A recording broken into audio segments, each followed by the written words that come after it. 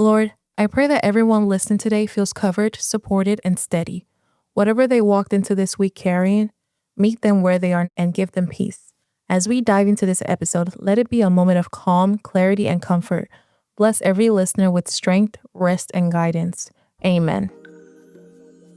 Hey everyone, welcome to What's On TV Tonight, your cozy corner for all things TV.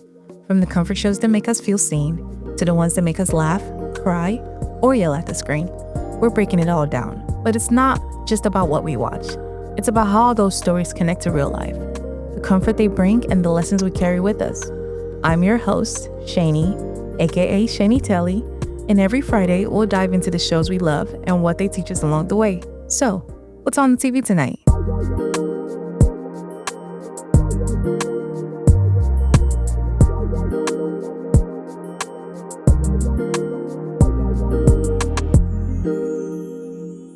Hello, and welcome to the podcast. Welcome to another episode of What's on the TV Tonight, a SeniTelly podcast. How's everyone doing? How's everyone's week going? We thank God it's Friday, it's the weekend, and your girl is walking across the stage next week in less than, what, 5 days, I want to say. And it's actually insane. It's surreal. Like, I don't know if you know, but she mastered it, okay? She has a master's degree. I can't wait to hang her up right next to my bachelor's. Like, what are we talking about? Like, I'm degreed. Well, I've been degreed, but I mastered the degree. So your girl is walking down the stage next week, and I'm so excited. And just, it's been a journey. Like, it's been a journey of, not to sound cliche, it's been a journey of self-discovery. It's been a journey of figuring out what works for me, what I like, what I don't like, what I want, what I don't want, what I need, what I don't need. Like, and just figuring out, what does Shani really want to do now? And so it's been really interesting, to say the least. I think interesting is my favorite word. Every little thing I'm always interesting. I don't know. Like, it's interesting, literally, and like. Those are like my three favorite words to use in every single situation. But generally, it's mainly interesting. But yeah, it's just been a very interesting past few months for me, to be honest. But I'm so glad I'm wrapping up this journey. It's coming to an end and seeing what God has in store for me in the coming months, in the coming weeks, in the coming days. So I'm very excited for that and just hitting another milestone, and just feeling accomplished because at one point in my life, I felt very stagnant. I felt like nothing was going for me. I didn't know what to do with myself. And everything wasn't working out for me in all fronts, in career, in relationship. I'm like, what the heck is going on? And so just to get to this point now is really just a blessing and just a testament to God's glory, to be honest.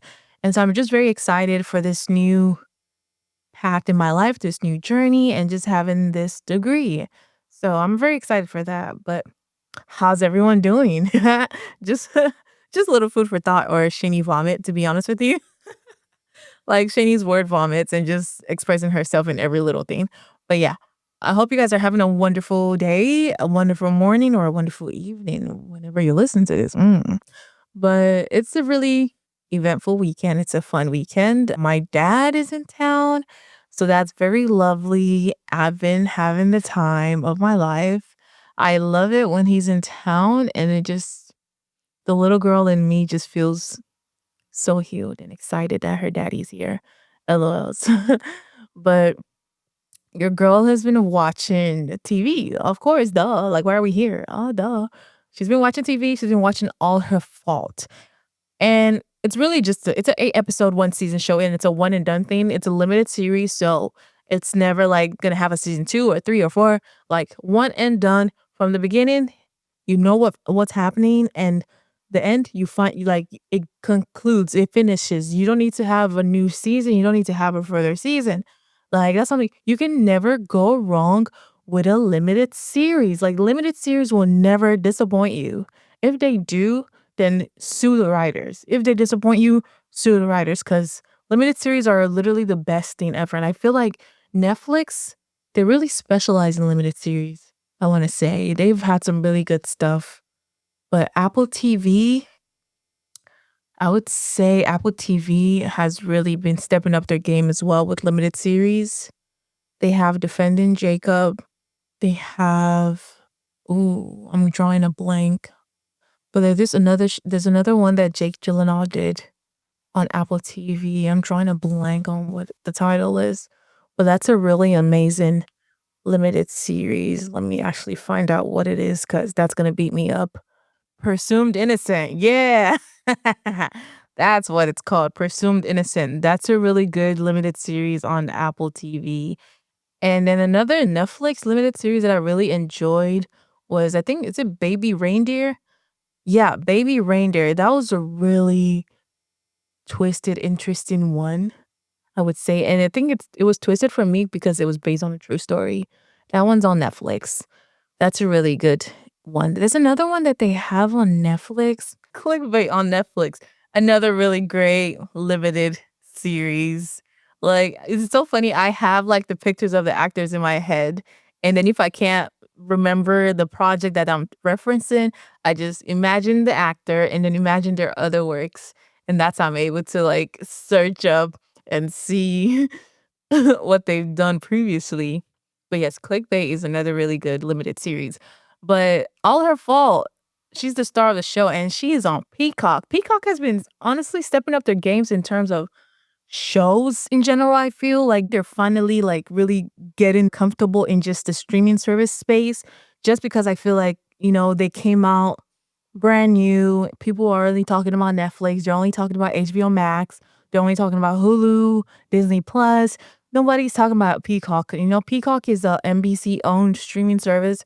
So nobody really like was deep in like, oh, do they have like quality content? People already assume like, oh, the only content that they have is like NBC based content, but they are starting to bring out their own like original, production. And All Her Fault is an original production. And All Her Fault is so good. It leaves you like, what is happening? It leaves you not trusting anybody. It leaves you like questioning everybody. It leaves you with so many questions that need answers. So let's dive right into All Her Fault. The premise of the show is it centers around Marissa looking for her son. She shows up at a house that she thought her son was at. She was under the impression that her son was on a play date with Jacob. And she got a text from Jenny, Jacob's mom. She's also one of the moms at the school. So she was under the impression that, okay, my son is on a play date with this lady I just, met that I'm just starting to become friends with. She shows up at the house and the person that answers the door is like, your son has never been to my house. I don't know who your son is. I don't know who Jenny is. I don't know who Jacob is. I don't know who Milo is. And I'm like, wait, what? And mind you, this is in the first 5 minutes of the show. And so throughout the show, it's only 8 episodes. It takes you on a trip. It leaves you wondering who took Milo? Why did they take Milo? And why not Jacob? You know? Why not another kid? Why does it have to be Milo and why does it have to be this family? And so it turns out Jenny's nanny is the one who takes Milo. And it leaves you with, okay, why didn't she kidnap the kid that she was being the nanny for? Why didn't she kidnap Jacob? Why Milo, this random kid? So throughout the show, you start to uncover things about the family. You start to uncover things about Marissa's husband's siblings, Marissa herself, Marissa's business partner. And the cops are also looking for the nanny and Milo to see where they are at. And my thing with the show is, how dare you?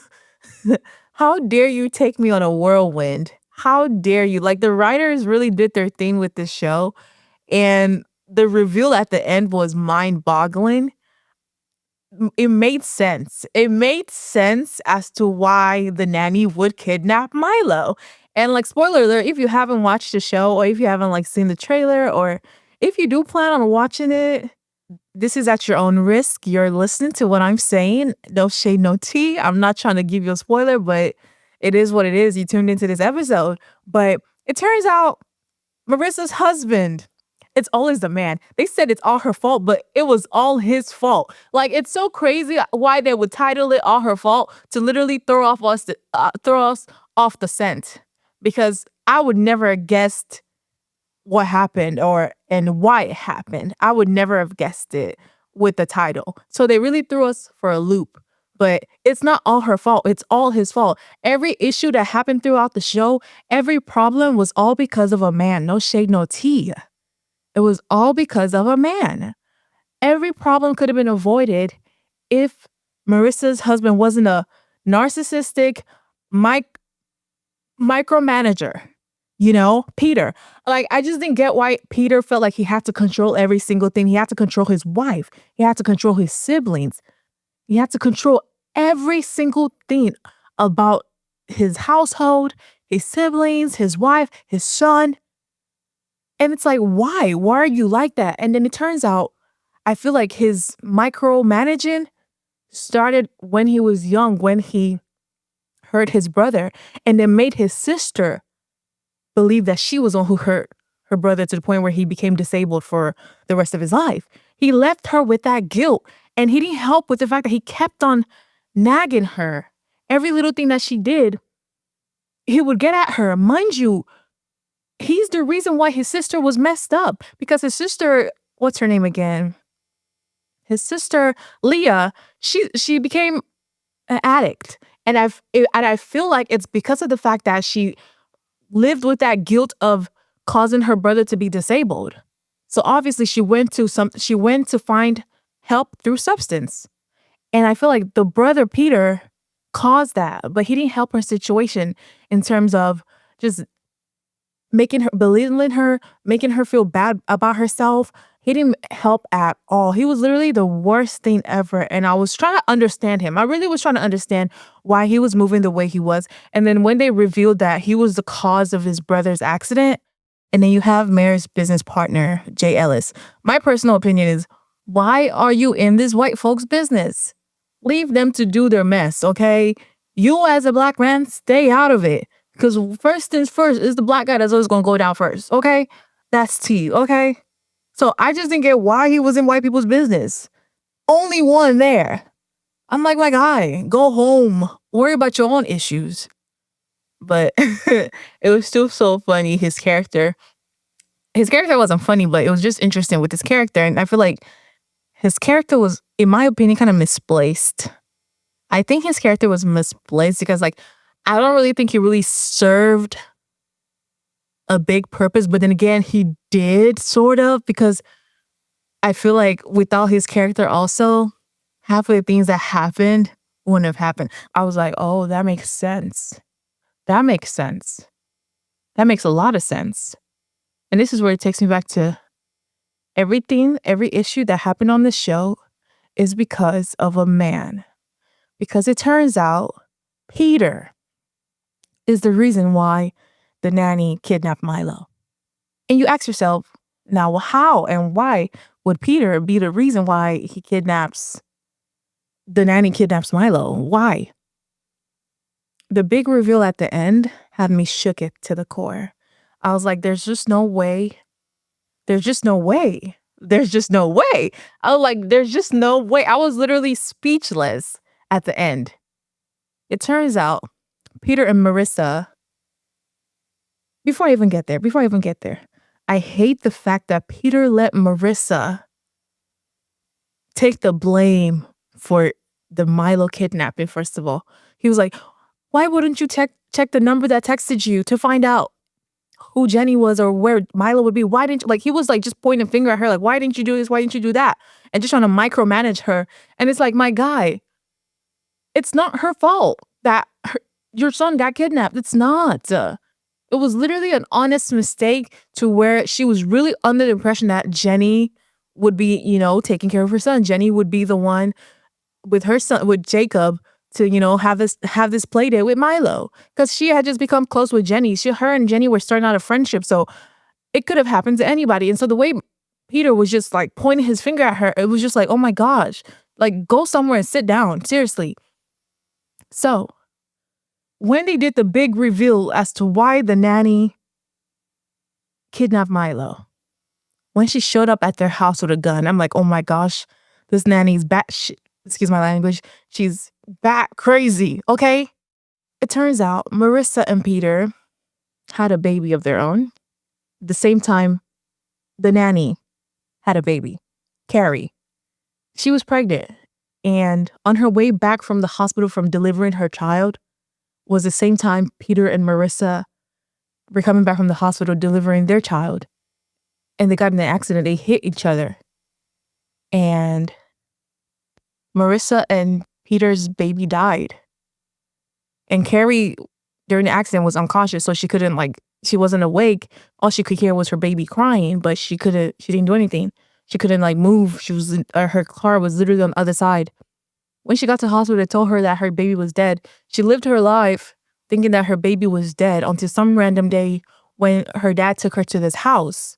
And she saw this kid that looks like her and had the same qualities as her. And she's like, wait a minute, I think this is my child.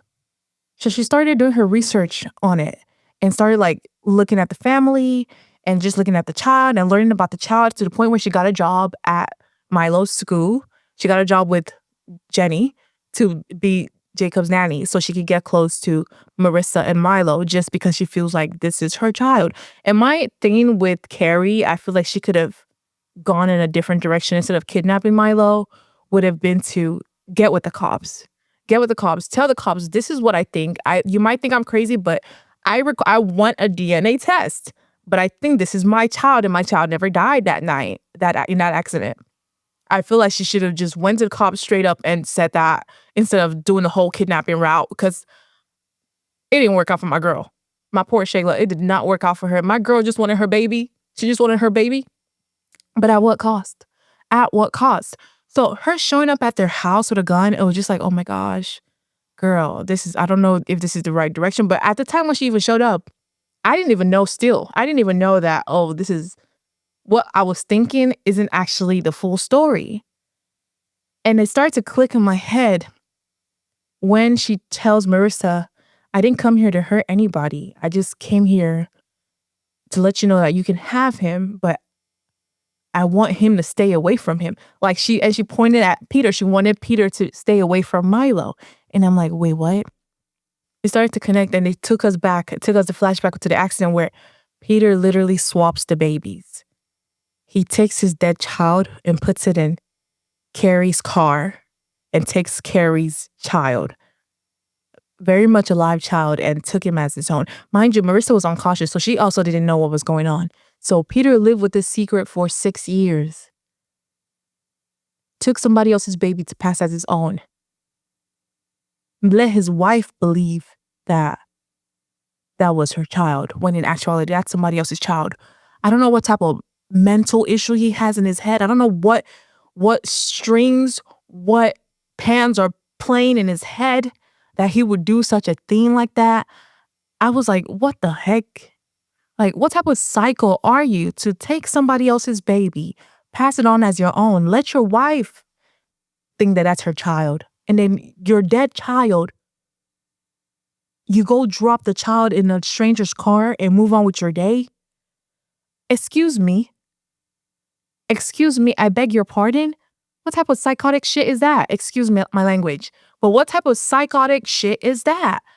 So watching it, I'm like, what the heck am I watching? What am I hearing right now? How is this all her fault? This is all his fault.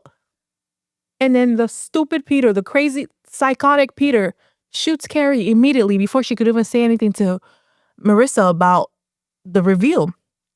And then Peter, it turns out, also kills Carrie's dad, because I guess maybe Carrie's dad was already finding out about the real truth. Luckily, Carrie's dad recorded the whole conversation with Peter. And so when Carrie found his body, she saw the phone and took the phone, and she brought the phone to Marissa. And then as she was about to pass it to Marissa, that's when he kills Carrie. Peter kills Carrie. And it's like, wow, this guy's really evil. He's really evil. So he already had two bodies, Carrie and Carrie's dad. And low-key his own child also, to be honest with you. I would say that would be the third body, to be honest, because I feel like he low-key was the cause of the accident. I'm not gonna lie, he wasn't paying attention to the road. I get so nervous when people look away from the road. Like, you are driving. There's no reason why you should be turning your head. So he caused that accident. He caused it. So he really had 3 bodies on him. He did. And so to see the way the show just did this story, the way the writers just did this story is just crazy to me because from episode 1, what you think, what you believe is not the truth. It's not. Like, whatever you're thinking in the first episode, that idea is going to be out the window in episode 5, in episode 6, episode 7, episode 8. Like, every turn, every situation, every scene will have you guessing and thinking like, wait, what actually happened to Milo? Why am I being sympathetic towards Carrie? I thought she was the bad guy, you know? And it turns out her behavior, what she did was unconventional. Yes, it was, but it was warranted. I understood why Carrie would kidnap Milo at the end of the day. I just wish she had went about it with the cops instead. But then again, I understand because you really cannot trust the cops when it comes to stuff like this because they will look at you like you have Fruit Loops in your brain. Like, they're gonna throw her in a padded room. That's really what it is. And so I guess I understand her in terms of not wanting to go to the cops with the situation, but still, I wish she had just went to the cops. I wish she had told somebody, told her dad, or told her, but I feel like even her mom, she couldn't have told her mom because her mom is insane. Her mom would never listen to her. Instead, she would have said, "You're crazy, get out my house." Like, the mom was insane. But I feel like she should have told her dad once she saw the kids, she should have told her dad right off the bat. But it happened the way it happened. But just seeing how Peter was portrayed in the beginning and to finally come to a full circle moment to see that, oh, this guy is truly insane, it was beautiful. And then I love the fact that Marissa clocked everything and was able to listen to the recording and see that her husband is psychotic and she got him back. I love the fact that she didn't do it in a very evident way. Instead, she knew about his allergens. She's always taking care of him with his allergens. Took the EpiPen, took it away, swapped it with an expired one, make sure she took the kit from the car, and prepared herself because she said it's about to go down. And the fact that she ate the one thing that he's allergic to, soy, she ate it and then she gave him a kiss, knowing damn well that that man is about to pass away. I lived for it. I loved it. Like, that was such a baddie moment for her. And then the fact that she was like, oh my gosh, somebody call the ambulance. Da, da, da, da, da, da. And boom, Peter was gone. And then the fact that the cops clocked her tea later on and was like, after figuring out every single situation and why Carrie kidnapped Milo and what actually truly happened, I don't blame you. The fact that the cops clocked her tea and literally let her go because I would have done the same, you know? And so I like the way the show ended. It left me satisfied because I would have been so pissed if Peter got away with his behavior, what he did. I would have been so pissed. So I really love the fact that at the end, everybody won. Well, unfortunately, Carrie didn't win, but Carrie did say she wanted Marissa to have Milo. So I feel like she would have been contented with that. Unfortunately, Peter had to take her out. But I like the way, and it was very satisfying to see Marissa have her child and got rid of her husband. And Peter's siblings were able to find peace and just live on and live their lives without having such a micromanager hovering over their heads. So it was a really cool show. It was really nice. And I like the fact that it's a limited series, so it's not like, oh, season 2 or season 3 is coming out. It was a nice conclusion. They didn't need to give us any more stories. Like, that was such a good ending. It was a full circle moment. It wrapped up every single thing, didn't leave a plot hole behind. And I really enjoy it. And I think that's why I really love limited series. Like, there is no such thing as a plot hole in limited series. The ones that I've watched so far, at least. Like, I always end it with feeling satisfied, with feeling contented with it. Like, limited series are always so nicely made. The quality is just chef's kiss. And this one did not disappoint. Peacock did their thing with all their fault. Even though it really should be all his fault. Because every single situation, every problem we've had in this world is because of a man. I'm going to tell you that right now. Every issue we've had in this country is because of a man. In this world is because of a man. Men are the root of all evil, in my humble opinion. Hey, don't quote me, but quote me. I'm telling you. Hey, I'm gonna just say that. No shade, no tea. But it really should have been all his fault, not all her fault. But that's really what I've been watching. Well, I finished watching it. It was a quick one. It took me literally one day to watch it. And obviously, Tell Me Lies. I've been honestly, I need to really speed up the process with Tell Me Lies because I have a long way to go. Because season 3 is coming out next month, so I need to like hurry it up. And I'm still on season 1, and then I have Maxton Hall to watch, which I have not continued since episode 3. And then I started watching Bel Air. The new season of Bel Air came out, and it's so nice. It's refreshing. It's the last season, unfortunately. It's the last season, but I hope maybe they might surprise us and be like, "Oh, they have a new series coming out, and it's like the college version of Bel Air." I think that would be so fun to watch. It would be very refreshing to watch because we need more college shows. We need more Black college shows, especially when it canceled All American Homecoming. Your girl was distraught. Okay, like that was my show. I was distraught, even though like I knew it was coming. It still broke my heart that they would cancel All American Homecoming. Like All American Homecoming deserved better. It deserved bigger and better opportunity because there was so much potential, especially when Simone and Lando got together. Like, man, that was your moneymaker, CW. Like, I don't know why you would cancel that. And I hate the fact that Netflix didn't even like give them a chance to like, hey, well, let's pick you up. Like they would do with like they did with you and like they did with Lucifer. Like Netflix has given shows that have been canceled opportunities. And so the fact that they didn't even bother with All American Homecoming, and mind you, All American Homecoming is on Netflix. They should have given it a chance, in my humble opinion, to see really what they should let them cook, to be honest. But yes, I would say, yeah, that's all I've been watching this week. Bel Air, Tell Me Lies, and Maxton Hall. But I need to finish all 3 of them. Well, I can't finish Bel Air because they're doing a weekly release, so I kinda like that also. It makes me, like, enjoy the fact that the show is still on for now, and it's not like, "Boom, let's release all 10 episodes, and boom, the show is done." So I kinda like the fact that they're doing a weekly release. It gives me a moment of relief, honestly. But that's all I've been watching, and, oh my gosh, next week is gonna be episode 10. We've reached the halfway mark of this season, and I really hope you guys are enjoying this podcast, and I'm just so excited for this podcast to continue to grow, and the fact that I'm going to be doing my 10th episode. What? What? Like what? Halfway, halfway through the season. Okay. Thank you for listening. I really appreciate it, and thank you for always coming. And make sure to check us out on What's on the TV Pod, and check us out on Instagram and TikTok at What's on the TV Pod. Yes. But hope you have a lovely Friday. Hope you have a lovely weekend. And hope you have a good night, depending on when you're listening to this. Thank you guys so much. Okay. See you guys in the next episode or whenever. Anyways, bye guys.